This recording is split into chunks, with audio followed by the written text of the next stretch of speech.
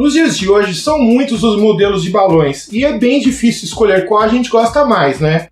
Mesmo sendo um balão que pouca gente solta nos dias atuais, principalmente pela falta de campos e de pessoas para ajudar, o pai do balão moderno, o balão com armação, sempre está em nossas memórias com balões inesquecíveis.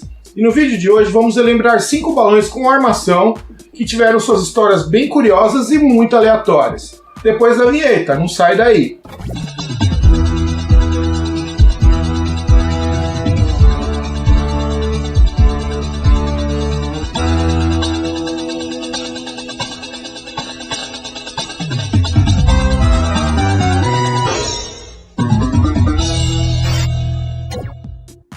Fala, amigos da arte! A ideia de criar esse quadro é listar 5 personagens entre diversos assuntos de tudo quanto é canto e época e contar alguma coisa que eu sei sobre eles. E vocês me ajudam contando o que vocês lembram também. Pode ser qualquer coisa, onde ele caiu, alguém pegou, se já subiu de novo, se desapareceu, se está escondido debaixo de uma cama ou em cima de um armário pegando mofo. Enfim, o que vocês lembram.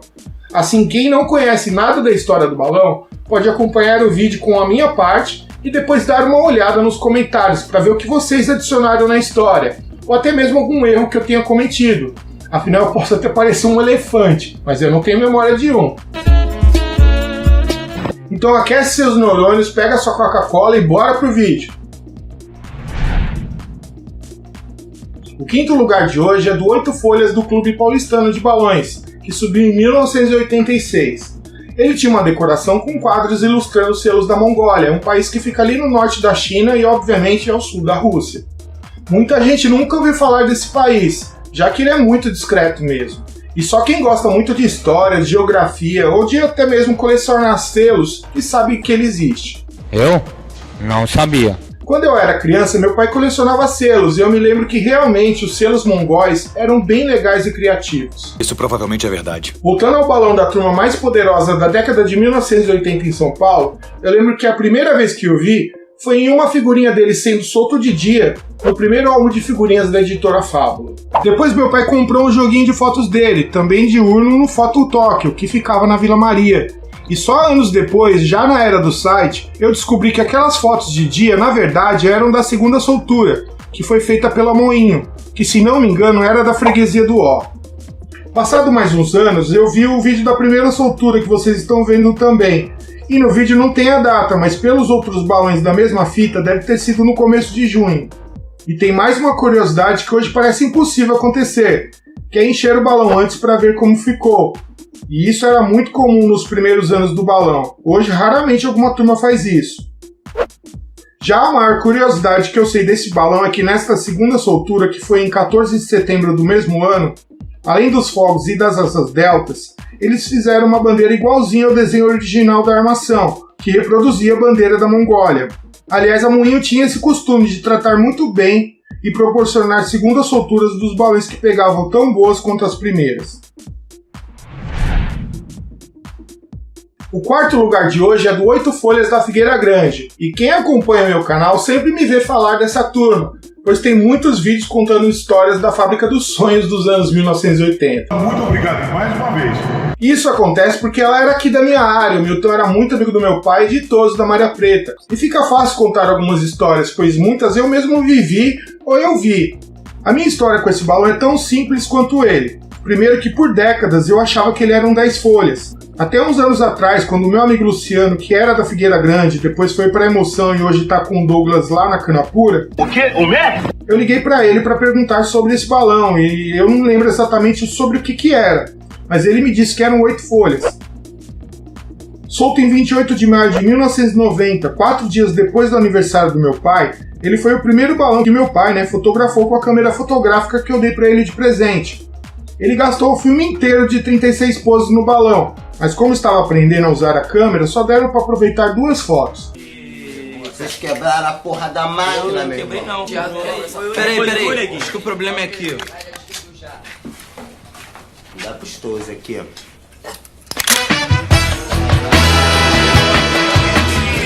Com certeza muitos de vocês já disseram alguma vez na vida que queria que um balão caísse dentro da sua casa, né? Não. O meu pai mesmo dizia que um dia ele iria acordar e ver 8 folhas encaixado no quintal. E esse balão quase realizou o sonho dele. Eu lembro que ele subiu, eu vim embora com a minha mãe, pois meu velho ficou lá com a turma dele para correr atrás do balão.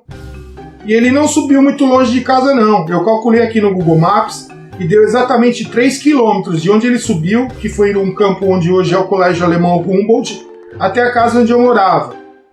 Aí eu vim embora com a minha mãe na Brasília dela, e quando a gente estava chegando em casa, eu fiquei vendo o balão da laje de casa, e ele vinha na minha direção. Aí ele começou a cair, já estava bem pertinho de casa, e eu peguei a bicicleta e saí que nem um doido atrás dele.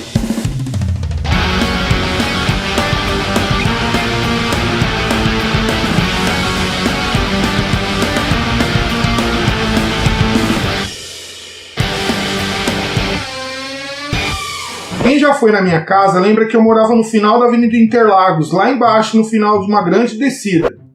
E aí eu subi Interlagos a milhão com a minha bicicletinha amarela até o alto da avenida, onde tem um autódromo. Se fosse hoje, eu já tinha perdido o pulmão nos primeiros 100 metros. Bom, quando eu cheguei lá em cima, cerca de 1 quilômetro da minha casa, ele já estava bem baixinho, despejando aquelas lanternas, aquela chuva que todo mundo já sabe, né? Aí começou aquele auê da porra. Carro aparecendo pra tudo quanto era lado, gente correndo, pessoas dos portões das casas, moto estourando os escapamentos. Era uma zona toda, todos os ingredientes e um empolgante resgate dos anos 1980 e 90. E isso continua até hoje. E o balão foi vindo, e caiu exatamente...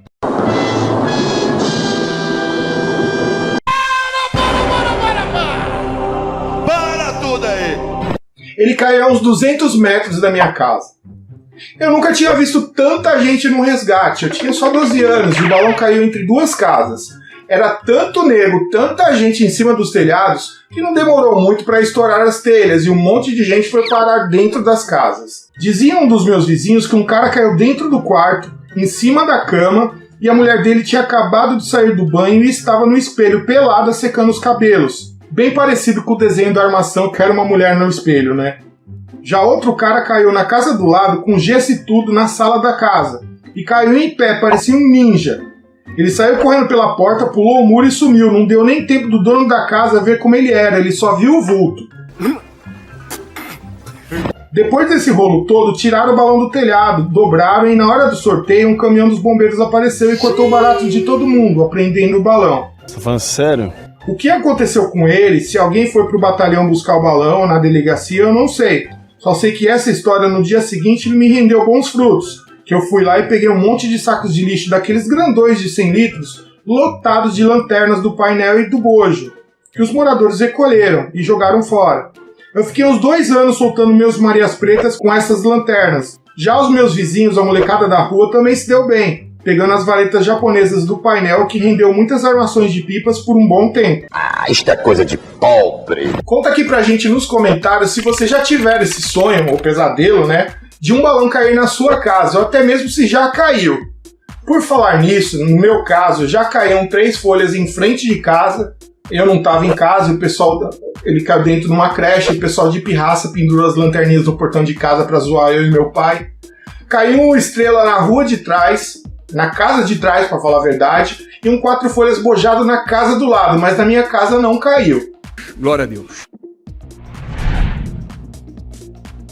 O terceiro balão de hoje é mais um que só o tempo provou que eu estava viajando na maionese, e é o 7 folhas dos meus amigos da Casarão Meyer, solto em 1997, uma réplica em comemoração aos 20 anos da soltura do primeiro campeão da Boca de Ouro carioca, o também 7 folhas da turma do Meyer, que levou o glorioso troféu de ouro feito pelo Melão, que nem se chamava Boca de Ouro ainda. Ele se chamava Troféu Moacir Quaresma, uma homenagem a um dos baloeiros mais importantes do Rio de Janeiro, não só na época, mas na história. Como era uma lembrança, digamos assim, pois nem formato de troféu tinha, e era uma pequena boca com aranha banhada a ouro, nos anos seguintes começou a ser chamada de Boca de Ouro, e pegou. Voltando à minha história, quando eu vi as fotos do balão do casarão, até estranhei, pois eu tenho até hoje todas as fotos do balão da turma do Meyer, e devido às limitações do pessoal na época, não eram fotos muito boas, eram escuras e desfocadas, típicas de fotógrafos com equipamentos mais simples. Aí quando eu vi as fotos bem mais nítidas, eu acreditava que eram fotos tipo de jornalista, sabe? Afinal, o equipamento fotográfico sempre foi caro. E para ter fotos noturnas de qualidade daquele ano de 1977, só se fosse de um profissional, de um fotógrafo do jornal O Globo e por aí vai, entendeu? Errou. Errou feio, errou rude. Pois é, depois que eu consegui o resto das fotos que eu vi que era uma réplica, e de outra turma do Meyer, a Casarão, e tinha um letreiro de 20 anos abaixo do inesquecível pagode chinês. Foi quando eu descobri que ele subiu em 1997. Eu só fui conhecer a história dele 25 anos depois, quando fiz um papo de bancada com o pessoal da Casarão no ano passado. E como eu sou legal, vou deixar o link deste bate-papo no final deste vídeo para você ver depois.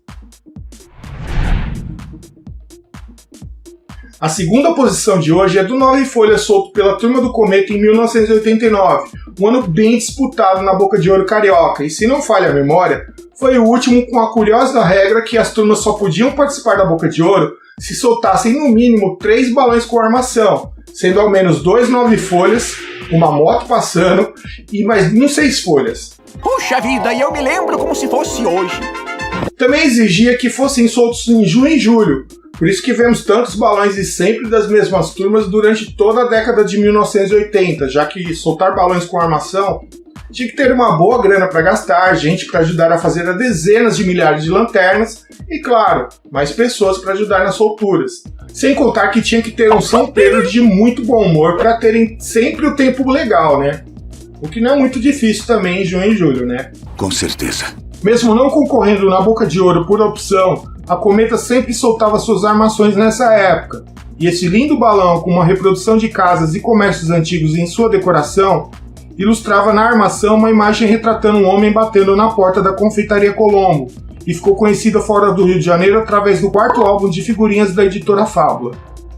Juro que eu não queria estragar a sua infância, mas no álbum de figurinhas ele informava na legenda que o tema do balão era São Paulo Antigo, e muita gente lembra dele assim, mas na verdade a Confeitaria Colombo fica no centro do Rio. Como eu pude ser tão idiota?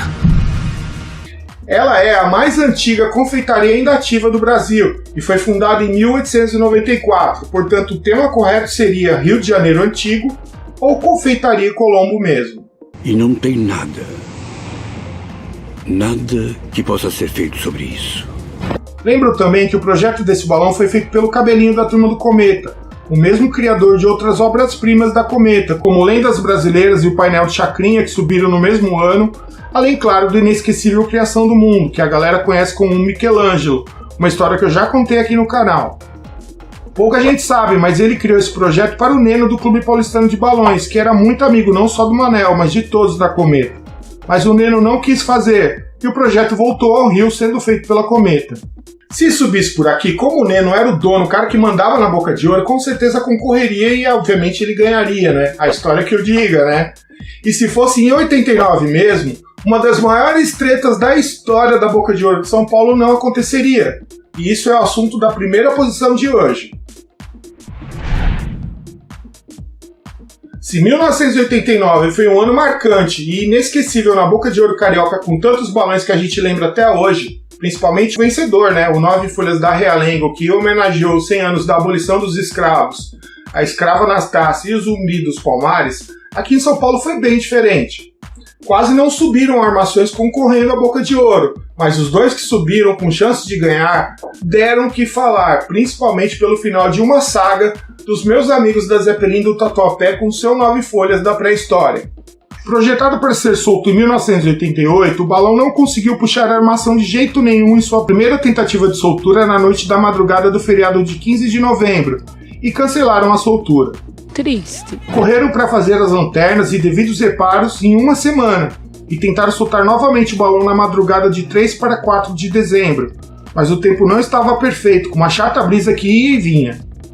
E mais uma vez não deu certo. O balão praticamente tirou toda a armação dos cavaletes, mas faltava espaço, e depois de queimarem mais da metade das lanternas e das buchas, abortaram a soltura mais uma vez.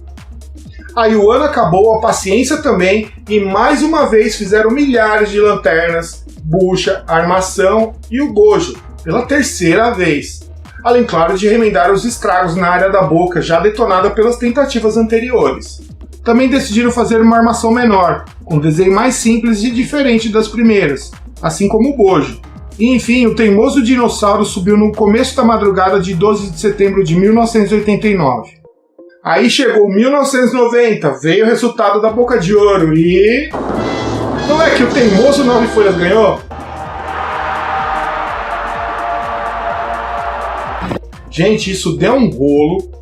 Naquela época, assim como a Zeppelin, a Estrelar era uma das principais turmas de São Paulo. E logo após o peão de 24 metros, que trouxe o bicampeonato do peão de ouro para a turma em 1988, fizeram e soltaram este 9/8 com um tema inspirado no filme Clash of Titans, ou Fúria de Titãs, de 1981, um filme de muito sucesso na época, baseado no mito grego de Perseu. Com todos os projetos do Edu, fora feito um grande estudo para criar o projeto, e eles chegaram a alugar uma fita VHS na locadora, assistiram várias vezes até entender o roteiro e montar o projeto, que também utilizou desenhos de revistas do Conan o Bárbaro, que um dos integrantes da turma colecionava. Solto na noite de 18 de julho de 1989, se não falha a memória do Campo do Trote na Vila Maria, a soltura foi perfeita. Teve até a tradicional queima de fogos depois, mas no começo do ano seguinte, após sair o resultado da Boca de Ouro, como eu disse, a Zeppelin levou, e na opinião do Paulada, foi extremamente injusto, já que o balão da turma do Tatuapé, como vocês viram, teve 3 tentativas de soltura, e subiu cheio de remendos com outro bojo e armação. Isso é uma vergonha. Devido a isso, nunca mais a Estrelar participou da Boca de Ouro, e o dinossauro da Zeppelin ficou marcado na história por sua teimosia e, claro, pela polêmica vitória em 1989. É isso, meus amigos. Se vocês quiserem ver os vídeos completos dos balões de hoje, é só ir no canal do Museu do Balão aqui no YouTube, que eu coloquei todos lá, beleza? Bom, eu vou ficando por aqui. Se você gostou, já sabe, deixa o seu like no vídeo, compartilha, manda nos grupos e, claro, use o campo de comentários para participar e me ajudar a contar essas histórias. E continua aqui com a gente, que tem mais 2 vídeos legais aqui para você assistir, beleza? A gente se vê no próximo vídeo, sempre com mais uma boa história sobre o nosso querido e amado mundo do balão. Um abraço bem sentado e um beijo a todos. Tchau!